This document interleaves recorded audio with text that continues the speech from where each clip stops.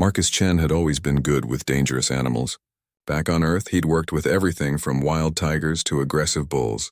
When the Galactic Council offered him a job as a xenobeast wrangler on the frontier planet Drakmor, he thought he'd seen it all. He was wrong. The distress signal came through his comm unit at dawn. A mining crew had broken through into what they thought was a mineral cave. Instead, they'd found something that made hardened miners flee in terror. The local authorities were too scared to investigate, so they called Marcus. Just some local wildlife causing trouble, the dispatcher had said. Should be easy work for someone with your reputation. Marcus grabbed his equipment bag and headed out in his hover truck. The mining site sat at the edge of a mountain range known for its strange geological formations. As he approached, he could hear something that made his blood run cold. A sound like steam escaping from a broken pipe, but with an organic quality that spoke of living creatures.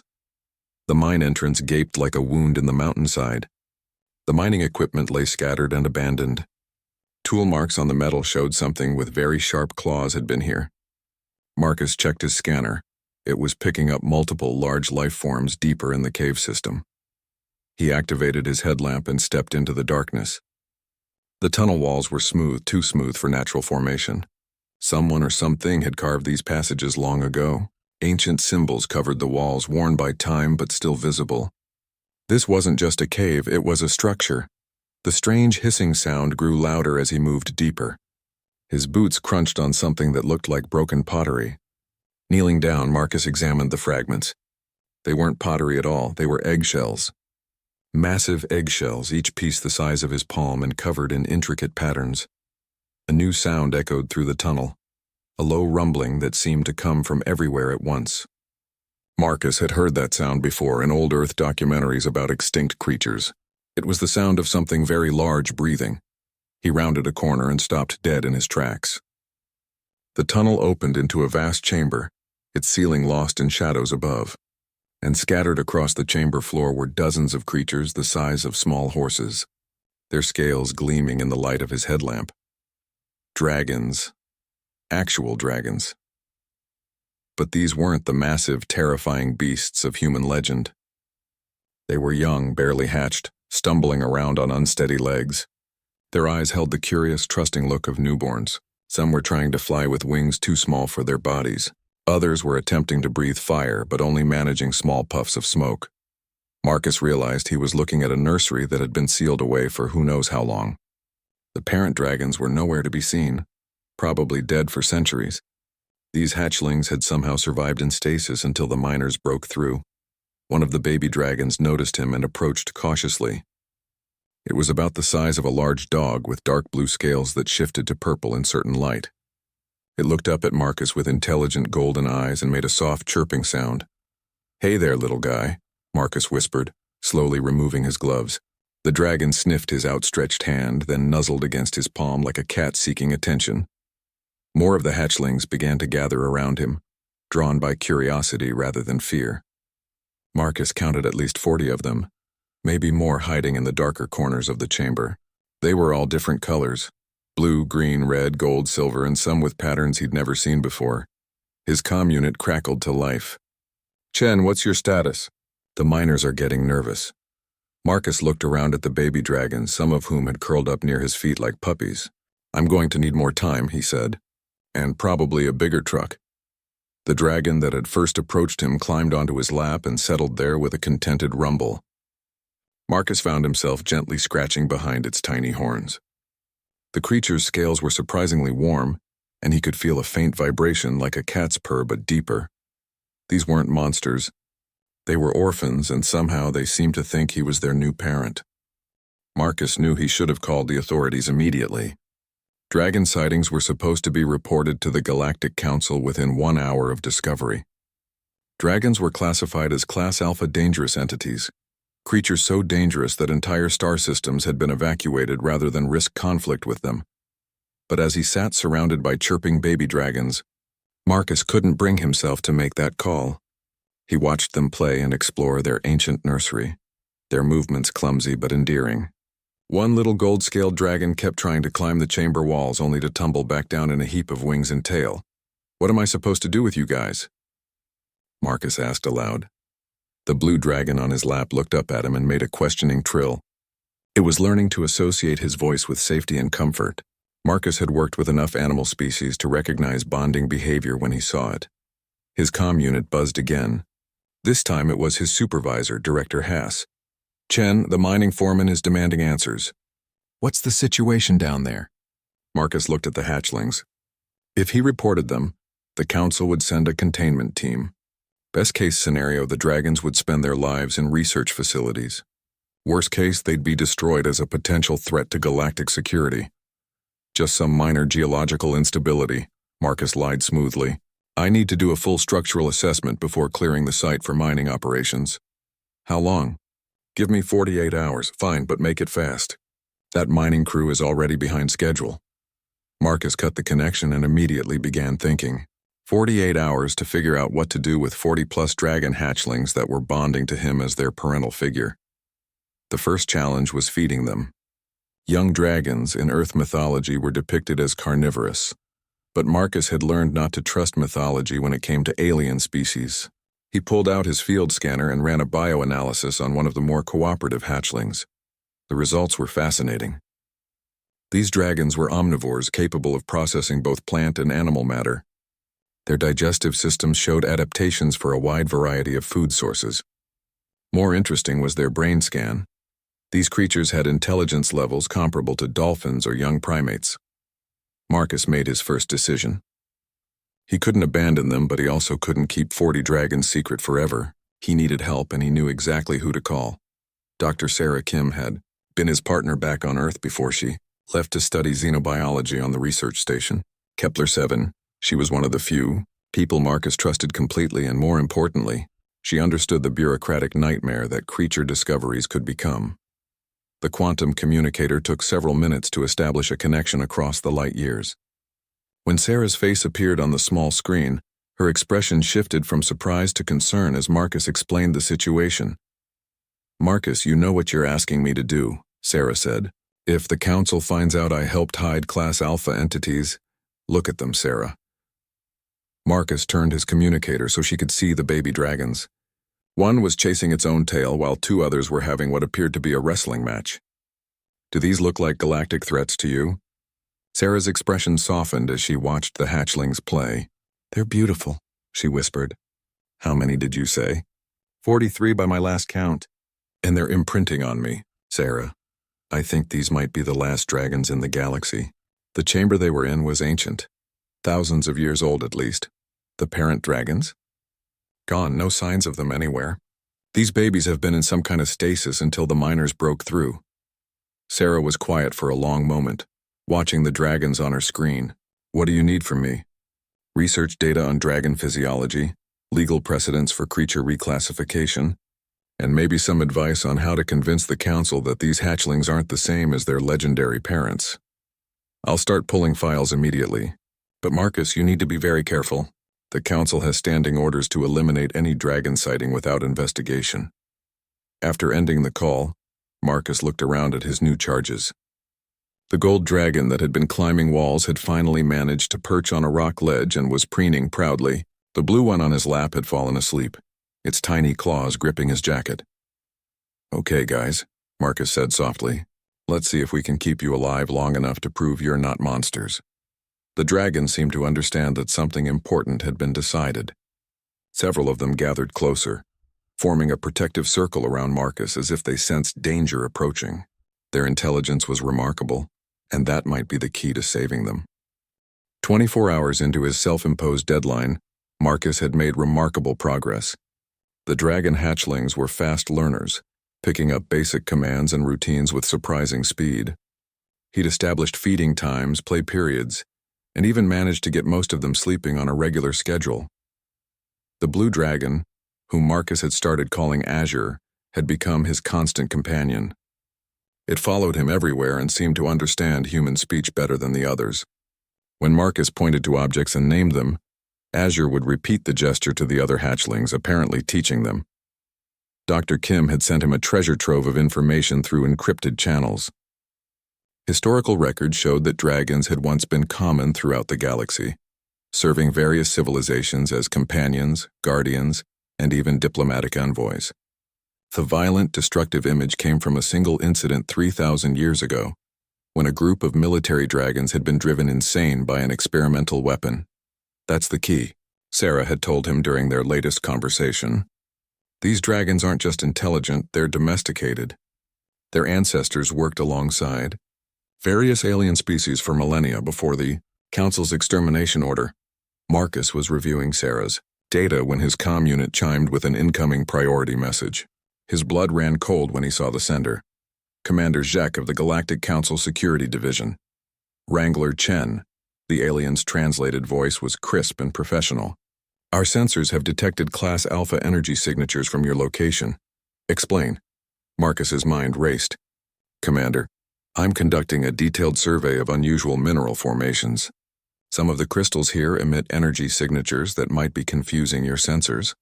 Our readings indicate multiple large life forms, biological, not geological.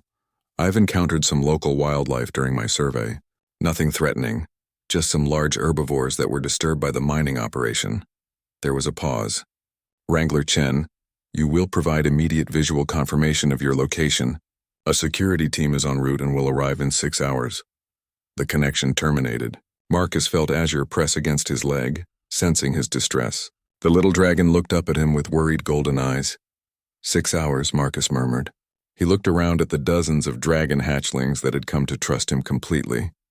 Some were sleeping in small piles like puppies. Others were playing gentle games with each other.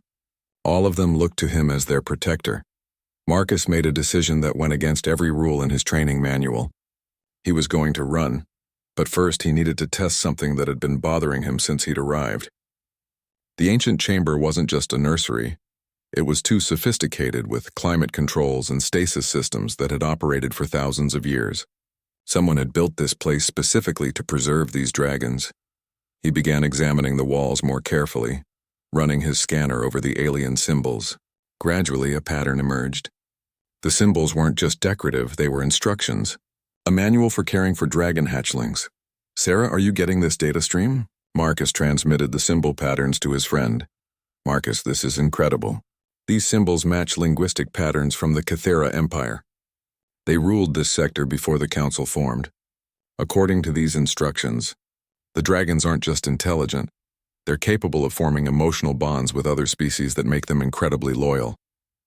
Loyal enough to die for their partners? According to this, yes. The Cathera used bonded dragons as their primary space fleet. Each dragon could carry and protect a small crew through hyperspace without mechanical ships. Marcus felt Azure nudge his hand. The little dragon had been listening to the conversation with obvious interest. As an experiment, Marcus touched one of the symbol panels while looking at Azure. The effect was immediate. Azure's scales began to shimmer with a faint inner light, and Marcus felt a strange sensation, like a door opening in his mind. Suddenly he could sense the dragon's emotions, curiosity, affection, loyalty, and underneath it all, a deep intelligence that was still growing and learning.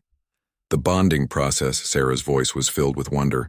Marcus, you've just initiated a species-level partnership that hasn't existed for 3,000 years. Marcus looked around the chamber. Every dragon hatchling was watching him, their scales beginning to shimmer with the same inner light. They could all sense what had happened. More than that, they wanted it for themselves. Sarah, I need you to send me everything you can find about Cathera dragon bonding practices, and start looking for legal precedents for declaring an extinct species as non-hostile. What are you planning? Marcus looked at Azure, who was now glowing steadily with soft blue light. The little dragon's thoughts were clearer now. Not words, but emotions and images that Marcus could almost understand. I'm going to prove that these dragons aren't weapons, Marcus said. They're partners. And if the council wants to destroy them, they'll have to go through me first. Azure chirped in agreement and took flight, circling the chamber once before landing on Marcus's shoulder. The other hatchlings began to gather around them, their scales glowing with anticipation. The bonding had begun, and there was no turning back. With 5 hours remaining before the council security team arrived, Marcus was working frantically to prepare for what might be the most important presentation of his life. The bonding process with Azure had revealed capabilities he'd never imagined possible. The little blue dragon was now able to share complex thoughts and images with Marcus. Through their mental connection, Azure showed him memories inherited from the ancient Kythera, glimpses of dragons and humanoids working together to explore the stars, build cities and defend against cosmic threats that modern civilizations had forgotten. "Sarah, you're not going to believe what I'm seeing," Marcus transmitted through his comm unit while organizing the evidence he'd gathered. "These dragons don't just bond with individuals, they share ancestral memories. Azure is showing me historical events that happened thousands of years ago. That explains how they survived in stasis for so long," Sarah replied. "If they can share memories across generations, they could maintain consciousness even in suspended animation." "Marcus, you're dealing with a species that has collective memory going back millennia." Marcus looked around the chamber where the other hatchlings were beginning their own bonding attempts. Each time a new connection formed, the young dragon's scales would shift color and begin to glow. But something was wrong. The other dragons couldn't complete their bonds without a partner. Azure sent him an image that made everything clear. Dragons were naturally social creatures that formed lifelong partnerships with other intelligent species. They needed companions to reach their full potential. Without bonds, they would remain essentially children forever. That's why they were in stasis, Marcus realized. The Kythera were dying out, probably from the same wars that led to the Council's formation. They put their dragon partners into suspended animation, hoping that someday worthy companions would find them. His comm unit chimed with an encrypted message from Sarah. "Marcus, I found something important. Legal precedent from the Altair Convention of 2387. If you can prove that a supposedly extinct species has the capacity for interspecies cooperation and cultural advancement, they can be reclassified from dangerous entity to protected partner species." "What kind of proof?" "Demonstrated intelligence, emotional bonding with other species, and evidence of historical peaceful coexistence. You've got the first two covered. For the third, you'd need historical records," Marcus finished, "which I have thanks to these inherited memories." Azure suddenly became alert, her scales brightening. Through their bond, Marcus felt her alarm. She was sensing something approaching. The Council security team was early. Marcus grabbed his emergency beacon and activated a distress signal to Sarah's research station. Then he began the most desperate plan of his career. If the Council wanted to see proof that dragons weren't dangerous, he'd give them a demonstration they'd never forget. "Listen up, everyone," Marcus called to the hatchlings. Azure translated his words into whatever method dragons use to communicate with each other. 43 young dragons turned their attention to him with remarkable focus. "Some people are coming who think you're dangerous. They want to hurt you because they're afraid. But we're going to show them that they're wrong. We're going to show them what dragons really are." Through Azure, Marcus shared his plan with the hatchlings. It was risky beyond belief, but it might be their only chance. The sound of approaching hover vehicles echoed through the mine tunnel. Marcus positioned himself at the chamber entrance with Azure on his shoulder. The other dragons arranged themselves throughout the chamber according to his instructions, not hiding, but clearly visible and organized. Commander Zek entered first, flanked by 6 heavily armed security officers. All of them wore full combat armor and carried weapons designed to stop large predators. When they saw the dragons, 3 of the officers immediately raised their weapons. "Stand down," Zek commanded, but his hand was on his own weapon. "Chen, explain the situation immediately." "Commander," Marcus said calmly, "I'd like to introduce you to the last surviving members of the Kythera Dragon Corps. They've been waiting 3,000 years for someone to find them. Those are Class Alpha entities. Step away from them now." "No," Marcus said firmly. Azure's scales brightened, and the other dragons began to glow in response. "These aren't the monsters from your databases. They're orphans who need families." One of the security officers fired a warning shot over Marcus's head. The blast struck the chamber wall, sending rock fragments scattering. Every dragon in the chamber immediately moved, not to attack, but to shield Marcus with their own bodies. Commander Zek watched in amazement as 43 supposed killing machines formed a protective barrier around one human, making no aggressive moves despite being threatened. "Impossible," Zek whispered. "Dragons don't protect other species." "These ones do," Marcus replied. Through Azure, he sent a calm signal to the other dragons. One by one, they stepped back and sat down, demonstrating their discipline and training. Commander, Marcus continued, I formally request a hearing under the Altair Convention to have these dragons reclassified as protected partners. I have evidence of their intelligence, their capacity for cooperation, and their historical relationship with galactic civilization.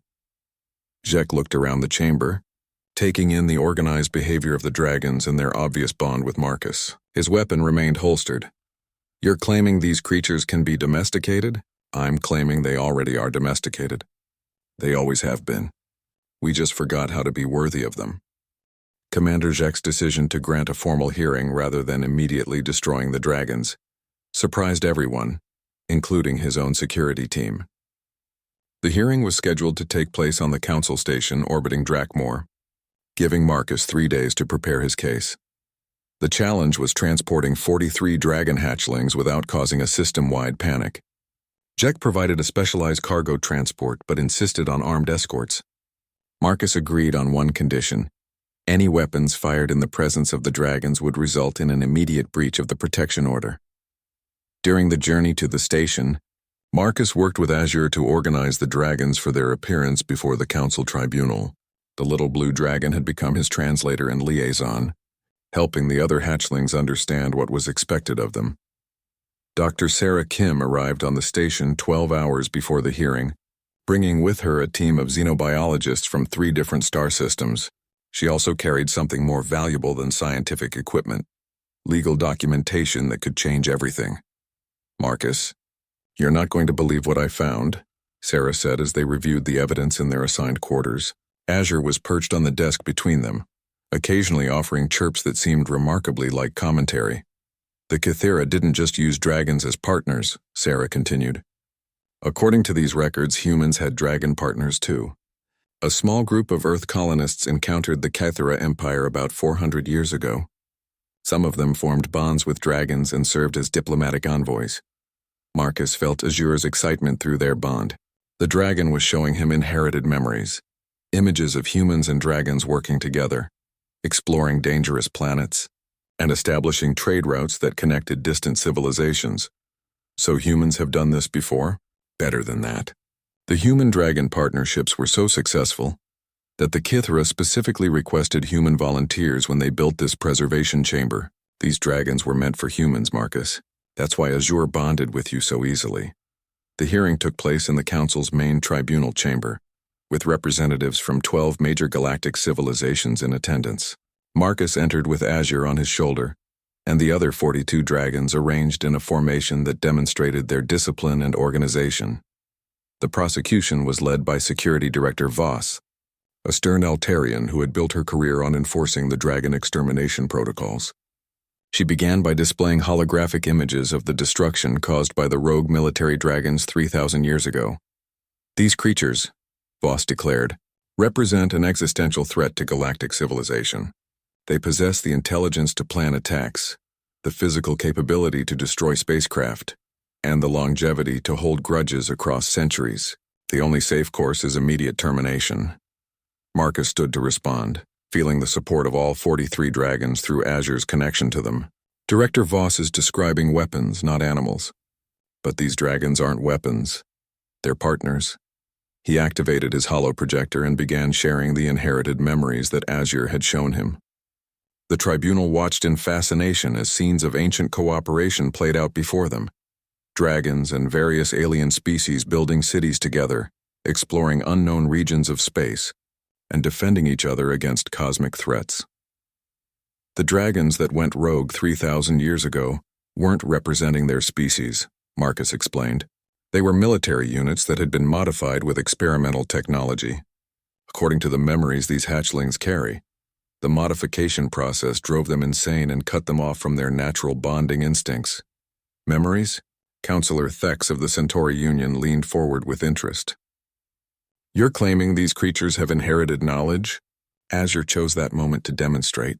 She flew from Marcus's shoulder to the tribunal bench and began projecting holographic images directly from her mind.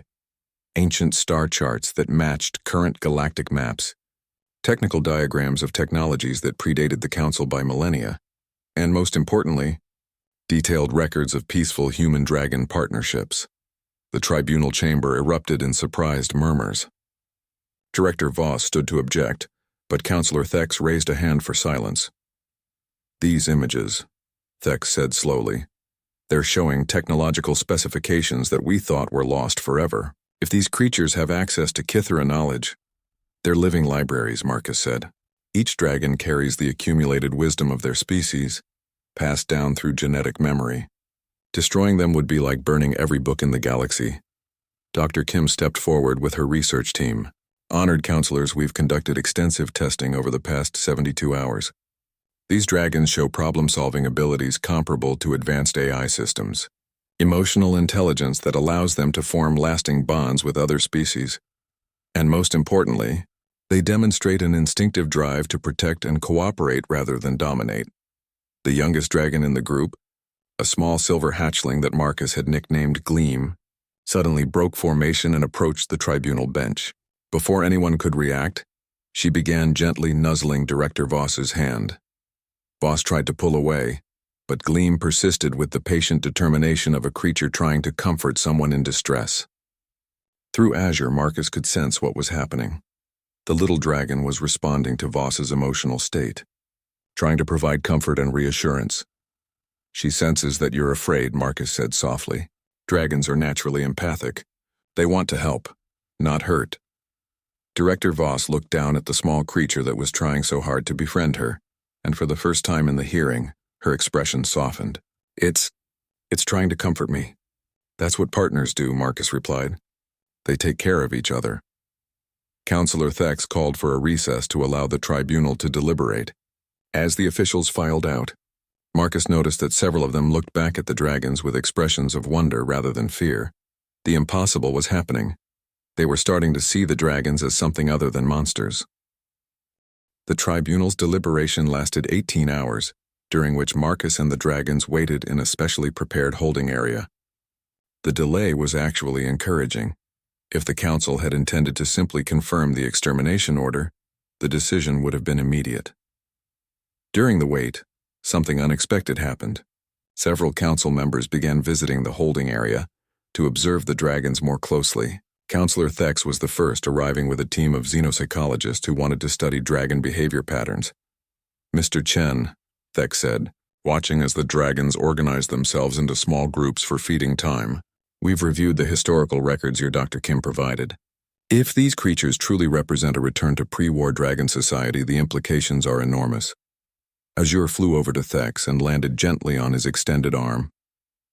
The Centauri counselor's skin changed to a soft blue color, his species equivalent of a smile, as Azure projected a simple holographic image of two figures shaking hands. She understands that you're trying to help, Marcus explained. Dragons are remarkably good at reading intentions and emotional states. More visitors followed. Director Voss returned twice, spending long periods observing how the dragons interacted with each other and with Marcus.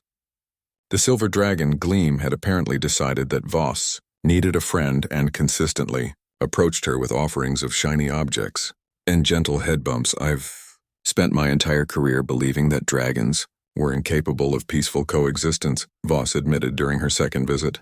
But watching them care for each other, seeing how they respond to kindness, perhaps I was wrong about their nature. The breakthrough came when young Gleam suddenly collapsed during one of these visits.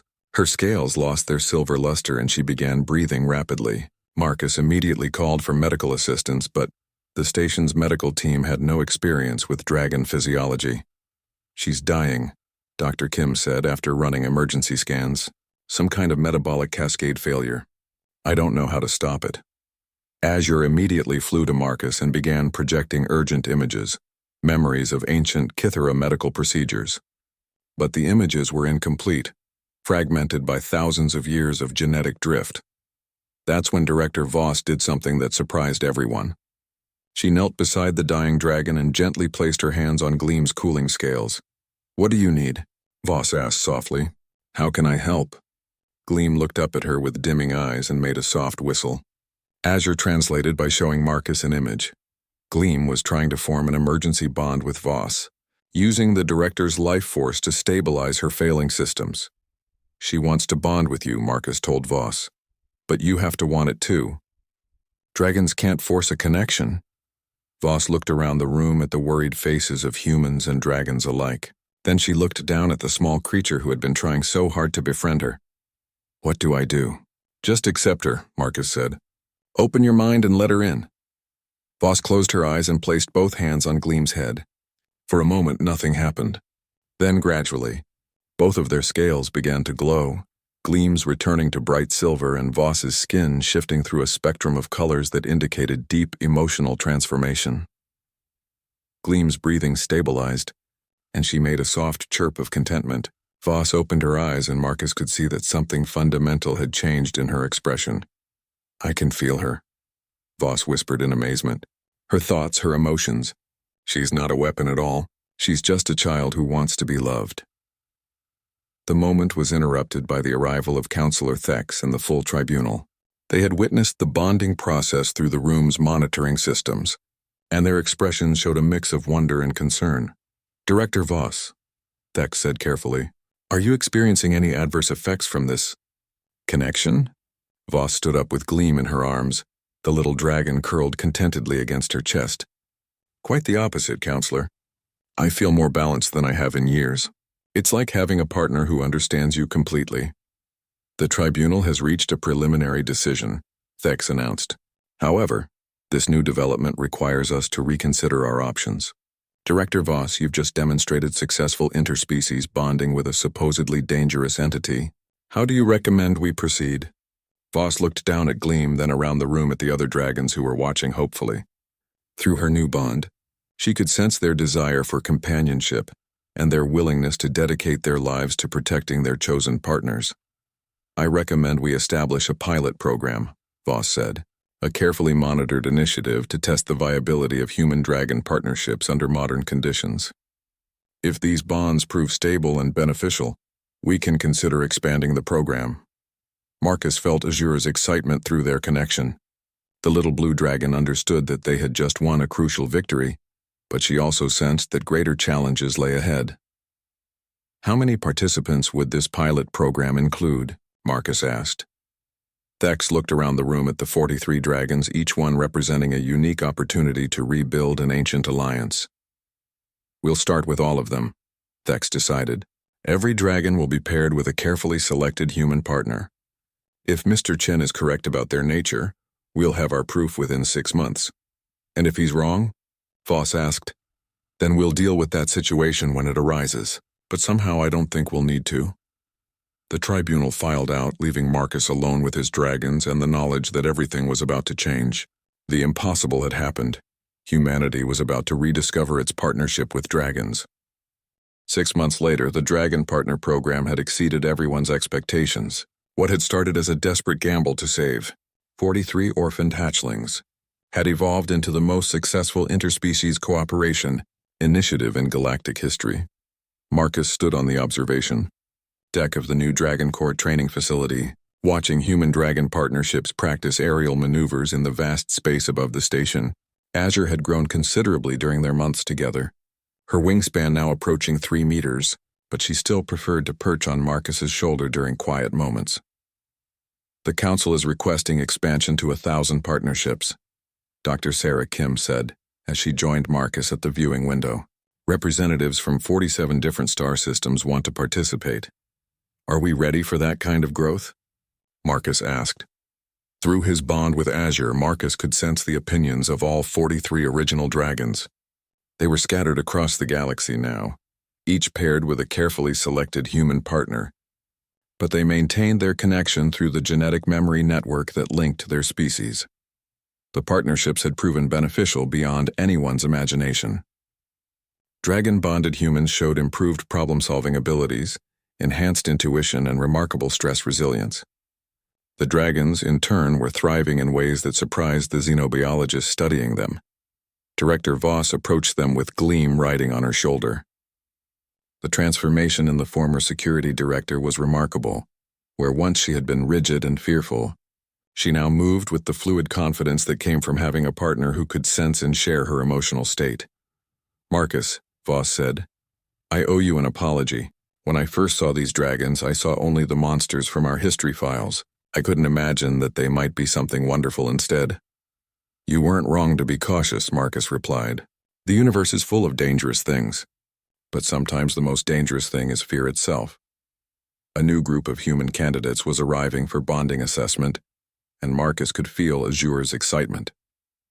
The dragon was eager to help evaluate potential partners for her species. The bonding process couldn't be forced. It required genuine compatibility between human and dragon personalities. How do they choose? Voss asked, watching as a young dragon approached one of the human candidates. Gleam never explained how she knew I was right for her. Azure projected an image into Marcus's mind that he translated for the others. She says it's like recognizing family you've never met. Something in the way you think, the way you approach problems, the way you care about others. The young dragon in the assessment area had made its choice, gently touching noses with a maintenance engineer from the asteroid mining colonies. Both human and dragon began to glow with the soft light that indicated successful bonding. Another successful match? Sarah noted, making notes on her tablet. That brings us to a 97% success rate for initial bondings. What about the 3% that don't work? Marcus asked. No negative effects, Voss assured him. The dragons simply move on to evaluate other candidates. It seems they have an instinctive understanding of compatibility that prevents harmful connections. A communication alert drew their attention to the main display screen. Counselor Thex appeared, speaking from the council chambers on Centauri Prime. Dr. Kim, Wrangler Chen, Director Voss. Thex began formally. The council has reached a unanimous decision regarding the Dragon Partner Program. Effective immediately, dragons are reclassified from Class Alpha dangerous entities to Class Alpha protected partners. The implications were enormous. This classification would allow for unlimited expansion of the program and provide legal protection for both dragons and their human partners. Furthermore, Thex continued, the Council wishes to offer Marcus Chen the position of Director of Interspecies Partnership Development.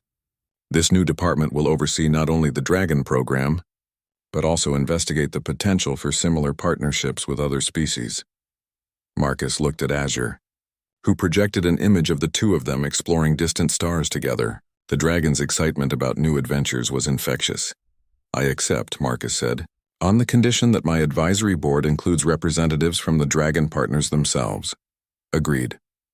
Dr. Kim, the Council also wishes to offer you the position of Chief Xenobiologist for the Partnership Development Program. Sarah smiled as her own potential dragon partner, an elegant green dragon named Sage, landed on her extended arm. I accept as well. As the communication ended, Marcus reflected on how much had changed since that morning when he'd responded to a simple wildlife call. He'd expected to find some troublesome local fauna. Instead, he'd discovered a species that could transform the relationship between humans and the greater galactic community. What do you think comes next? Voss asked, watching as more successful bondings occurred in the assessment area below. Azure showed Marcus images of vast star systems waiting to be explored, of ancient mysteries that dragon memory could help solve, and of a future where humans and dragons work together to face challenges that neither species could handle alone. Everything, Marcus said with a smile. I think everything comes next. The last rays of the system's primary star caught the wings of the practicing dragon-human teams as they soared through space, their partnership turning what had once been impossible into simply another day's work. Below them, new bonds were forming every day, and beyond them, the galaxy waited to see what marvels this ancient partnership could accomplish. Marcus had set out to wrangle some dangerous animals and ended up helping to reshape galactic civilization. Sometimes the most important discoveries came from simply being willing to see potential instead of threat, partnership instead of conquest, and family where others saw only monsters. The dragons had waited 3,000 years for worthy companions to find them. They had chosen well.